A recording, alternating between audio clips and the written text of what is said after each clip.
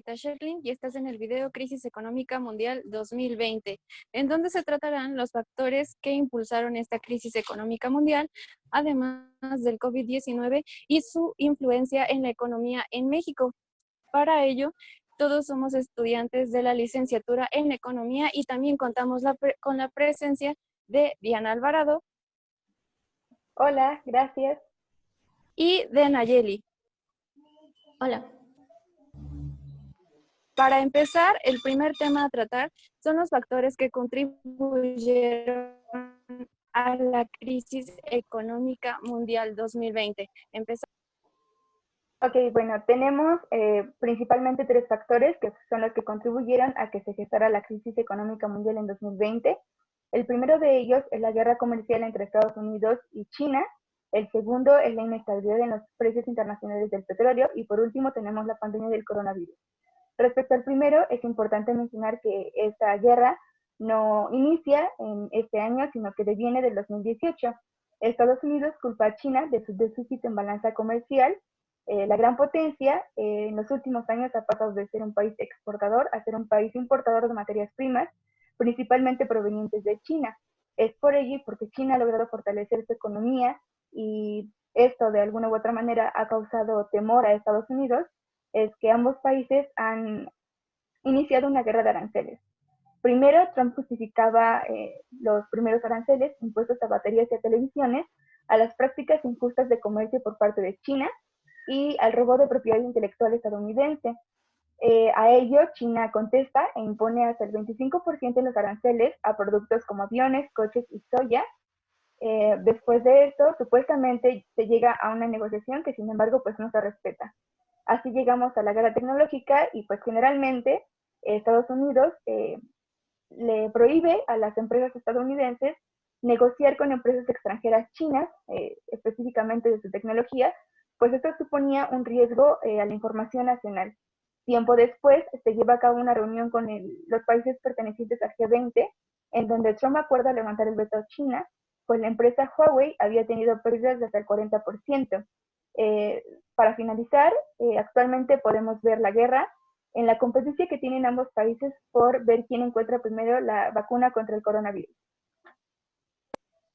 Muchas gracias. Vamos contigo, Nayeli. Okay. Bueno, continuando con esta idea, también hay que mencionar el acuerdo que firmaron ambos países el pasado 15 de enero, el cual reduce los aranceles impuestos por Estados Unidos a las mercancías chinas, en donde además China se compromete a comprar 200,000 millones de dólares más a Estados Unidos en grano, cerdo, aviones, entre otros productos. Pero el problema con este acuerdo es que pues no ataca las causas que, más bien no aborda las causas que dieron origen a esta guerra comercial, ya que pues no aborda los subsidios que da China a las empresas nacionales y mantiene la mayoría de los aranceles impuestos por Trump a las mercancías chinas. En fin, aunque este acuerdo no da una solución real, por lo menos ofrece una tregua a esta guerra comercial que ya llevaba bastante tiempo. Bueno, también es necesario mencionar la importancia que tiene el TEMEC, pues después de tensas negociaciones entre Estados Unidos, México y Canadá, se lograron cambios en las reglas de origen de la industria automotriz, pues con el Telecán se exigía que el 62.5% de la producción de los automóviles ligeros fuera hecho en alguno de los tres países establecidos por Estados Unidos para tener acceso a aranceles preferenciales. Sin embargo, en el TEMEC, ahora ese porcentaje cambió al 75%. Es necesario también decir que actualmente las empresas estadounidenses automotrices que se encuentran en México compran un alto porcentaje a empresas chinas y de Corea. Por lo tanto, se puede creer que esto incentivará a las empresas estadounidenses a instalarse otra vez en su país de origen. También hubo cambios en la farmacéutica y aumentó las barreras de acceso a los medicamentos genéricos y biocompatibles. En materia de derecho laboral, también adoptó cumplir las normas de prácticas laborales establecidas por la Institución Internacional de la Organización del Trabajo. Sin embargo, aún no está claro cómo estas acciones de compromiso se pueden traducir a acciones concretas. Analistas apuntan que todo esto es una condición que podría haber impulsado Estados Unidos para restringir acuerdos con países como China. Como segundo factor tenemos la inestabilidad en los precios del petróleo.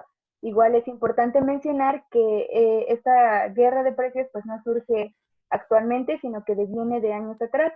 Anteriormente ya habíamos tenido una sobreoferta de petróleo, lo cual conducía a que los precios del mismo pues cayeran. Se había propuesto que los países productores de petróleo disminuyeran dicha producción para así poder estabilizar los precios. Sin embargo, pues no todos los países estuvieron de acuerdo. Por ejemplo, Rusia, que pues su economía depende a gran escala de los ingresos provenientes del petróleo, pues prefería que se tuvieran precios menores. Entonces Arabia Saudita le dice, pues hay que firmar un acuerdo, a lo cual se niega, interviene Estados Unidos y en vez de que se solucionara el conflicto, pues se hace más grande. Actualmente, con la crisis del coronavirus, con la gran crisis sanitaria, pues este conflicto se hizo aún más grande. Se sabe que pues ya se comenzaron a tomar medidas, sin embargo, pues no hay todavía resultados de ello. Nayeli, por favor. Bueno, como bien la menciona Diana, los precios del petróleo ya venían disminuyendo desde el mes de marzo. Problema que se intensificó con el COVID-19. Por ello, el grupo que se conoce como OPEP+, ha tratado de disminuir la producción para así subir los precios, ya que habían alcanzado pues, niveles muy bajos, mínimos de 18 años en semanas recientes. La propuesta inicial era que todos los países miembros de este grupo redujeran su producción en un 23%. Sin embargo, para el caso de México, la secretaria de Energía, Rocío Nale, logró que en México solo se redujera en un 6%, es decir, 100,000 barriles por día. En total, se redujo la producción en 9.7 millones en todo el mundo. Aún con este gran esfuerzo, no es suficiente como para compensarlo, ya que la diferencia entre la oferta y la demanda es muy grande. Aunque algunos países están aprovechando estos precios bajos para llenar sus reservas, puede llegar el punto en que la mayoría de las naciones estén a tope y pues sigue existiendo una gran oferta de petróleo.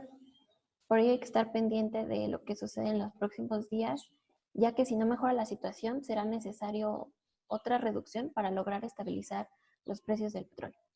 Bueno, concordando con Nayeli, después de que la OPEP+ firmara el acuerdo, pese a la reducción histórica de la producción del petróleo, no se está claro que sea suficiente, pues el desplome de la demanda global del COVID se considera que puede ser mayor.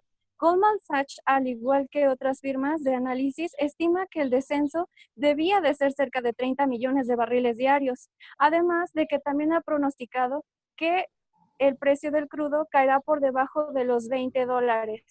Y para ellos solo falta ver que el anterior, bueno, a finales de marzo, el petróleo West Texas cotizaba alrededor de los $23. Siguiendo con el tema del coronavirus, por favor, Diana. Bueno, por último, el coronavirus es una enfermedad infecciosa causada por un nuevo virus. El principal foco de contagio fue China. Después de ello se propagó alrededor de todo el mundo. Este virus va a tener repercusiones económicas muy importantes y actualmente ya lo estamos viendo. El Fondo Monetario Internacional llamó a esta época como Gran Confinamiento 2020, y es que adicional a las muertes que ya se tienen, el confinamiento es la verdadera causa de las repercusiones para la economía y pues claramente son negativas.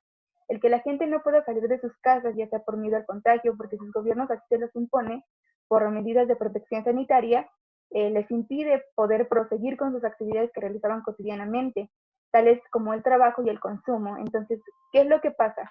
Primero en China, pues se contrae la oferta y la demanda, y al mismo tiempo esto conduce a que lo hagan también el resto de los países. Hay que recordar que China es uno de los países que exporta gran cantidad de materias primas al resto del mundo, y sin esas materias primas los demás países no pueden continuar con sus actividades productivas. Respecto a la demanda, China es uno de los países que demanda gran cantidad de alimentos, materias primas, pero sobre todo petróleo. Y pues como ya lo mencionamos anteriormente, esto genera una crisis aún mayor. Por otro lado, el sector que se ve mayormente perjudicado es el sector servicios, por ejemplo, el turismo. Por ejemplo, en México, grandes zonas de la República Mexicana dependen del turismo, y sin este, pues simplemente no pueden avanzar económicamente. Microempresas se ven afectadas y, como ya lo mencioné, disminuyó la demanda interna, principalmente el consumo doméstico, lo cual es sumamente alarmante. Esto, pues a su vez, tiene diversas consecuencias. Por ejemplo, las empresas se están viendo en la necesidad de tener que despedir a empleados porque pues no les alcanza su capital, no tienen la capacidad para poder pagar a todos, o en el peor de los casos, pues han recortado los salarios. Pero esto conlleva a que a la vez se generen más problemas, por ejemplo, en el sector financiero. Las personas, la mayoría tenemos deudas u obligaciones bancarias, las cuales estamos interrumpiendo por falta de liquidez.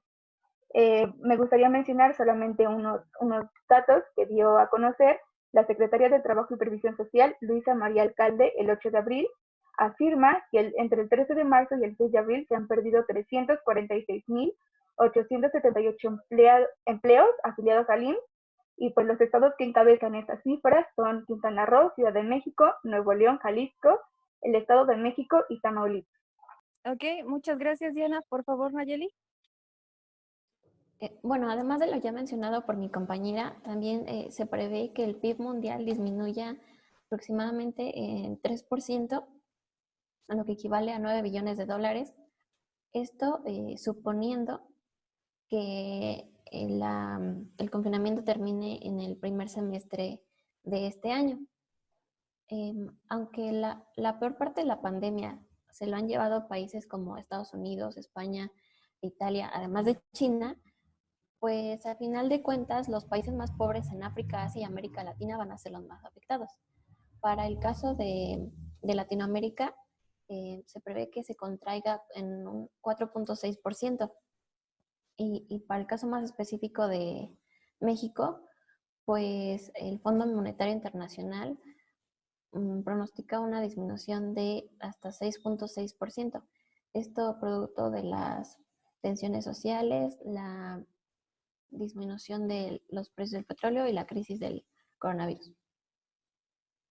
Ok, muchas gracias, Nayeli. Siguiendo con lo que han dicho Diana y Nayeli, el coronavirus es un factor que no estaba previsto en las causas del shock simultáneo en la oferta y la demanda, pues esto fue generado por las cuarentenas y trajo consigo un efecto dominó en la caída de los mercados y llevó a una incipiente crisis crediticia, particularmente en el sector del comercio minorista, el turismo, en la compra de algunos materiales, aerolíneas y el sector del transporte de pasajeros.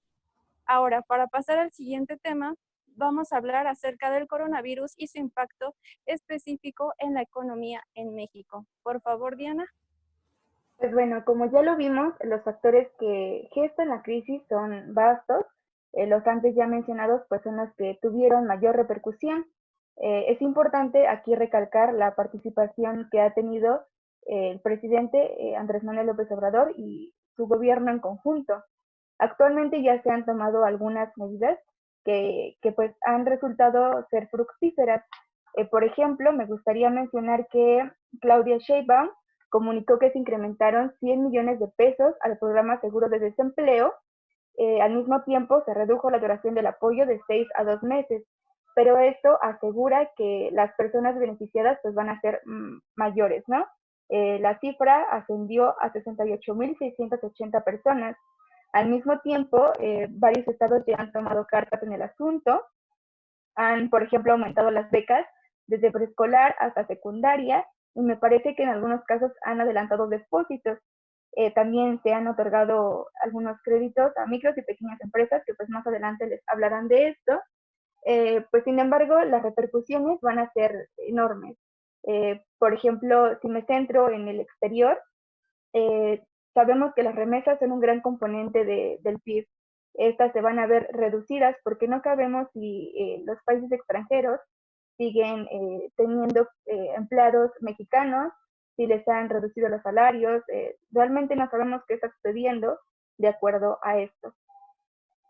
Ok, muchas gracias. Bueno, como vemos, en México también se ha visto afectado con la interrupción de las cadenas de valor, tanto globales como en su mercado interno a causa de la pandemia, además del fortalecimiento del dólar y de la salida de capitales. Aunado a esto, la situación del desempleo en Estados Unidos, David Jelly de JP Morgan Funds en Nueva York estima que la tasa de desempleo se impulsará de un 3.5 a un 12.5%, lo cual también afectará las remesas en México, pues según BBVA Bancomer, estas se caerán un 17%, perdiendo un flujo de 29.900 millones de pesos y afectando a Michoacán, Oaxaca y Zacatecas principalmente. Además, que el nivel de desempleo se estima que sea de 172,000 personas en México. Ahora bien, pasando a las conclusiones, por favor, Diana. Pues bueno, como ya mencioné anteriormente, las repercusiones van a ser diversas. Aún no sabemos bien qué es lo que pueda suceder. Tenemos que dejar que esto evolucione. Me gustaría mencionar solamente que pues hay que tener claro que si muchas economías sí se van a ver perjudicadas, hay otras que van a resaltar, que van a incrementar su producción. Tal es el caso de Guayana, tal lo indicó el Fondo Monetario Internacional. Y pues una de las medidas que se han estado tomando por parte de la iniciativa privada es que se han lanzado una plataforma, la cual une a personas que decidieron empleados a otras compañías que buscan contratar personas. Entonces, el mundo en conjunto, no solamente México, está tomando cartas en el asunto y está haciendo todo lo posible para poder combatir esta crisis. Y eso sería todo. Muchas gracias. Ahora, tu conclusión, Nayeli, por favor. Bueno, sin duda este gobierno se enfrenta a grandes problemas. Además de los ya mencionados, desde el inicio de su sexenio, el presidente Andrés Manuel se enfrentaba a grandes retos. Por un lado estaba la situación en que recibió al país, ya que era un México endeudado, lleno de violencia y desigualdad. Y por otro lado, que no contaba con el apoyo de los empresarios debido al desacuerdo que tuvieron por la situación del aeropuerto. Y pues enfocándonos más en las soluciones, en materia de salud, desde mi perspectiva, el doctor Hugo López-Gatell ha hecho un gran trabajo.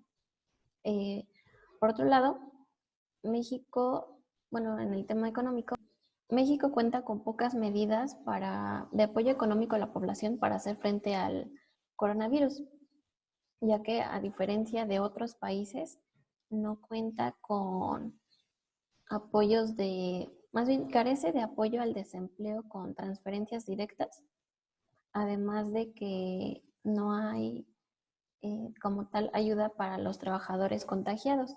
Esto lo coloca en la posición 58 de 95 países analizados por el Banco Mundial. Tampoco tiene apoyos en materia fiscal como aplazamientos para el pago de impuestos. Sin embargo, el Banco Mundial reconoce la expansión del programa de créditos a la palabra, en el cual se van a entregar 25,000 pesos a pequeñas y medianas empresas, además de la menor regulación del Banco de México para que las instituciones financieras puedan tener una mayor liquidez, así como la desregularización contable para que los bancos puedan otorgar prórrogas de hasta 6 meses a sus clientes para el pago de sus créditos. Si bien es cierto que no podemos comparar a México con países de primer mundo en cuanto a las medidas que está tomando, sí es necesario buscar un plan que se adecue para poder disminuir todo lo posible los daños a la economía nacional. Y para concluir, quiero citar al presidente de la Coparmex, cuando dijo que la crisis de salud puede ser pasajera, pero la económica será duradera y más si no se toman las medidas adecuadas. Bueno, muchas gracias. Para concluir, el gobierno de López Obrador se encuentra con muchos retos desde que tomó su gobierno, desde en materia de seguridad social, fiscal, entre otros. Ahora, ante la crisis del COVID, este se verá definido por las medidas que impulsen el trabajo, el empleo, la salud y la seguridad social. Para ello, si bien ha tomado medidas fiscales, como el crédito que se había mencionado de 25,000 pesos, el retraso en los pagos del agua, como también en sectores de deuda, sin embargo, él tiene un gabinete que tiene una competencia muy amplia y aún es tiempo de seguir observando lo que todavía viene en un futuro. Entonces, muchas gracias por ver, eso sería todo. Muchas gracias por ver este video. Y en caso de que quieran seguir consultando información, ponemos las fuentes en la descripción de todo la información que fue mencionada aquí.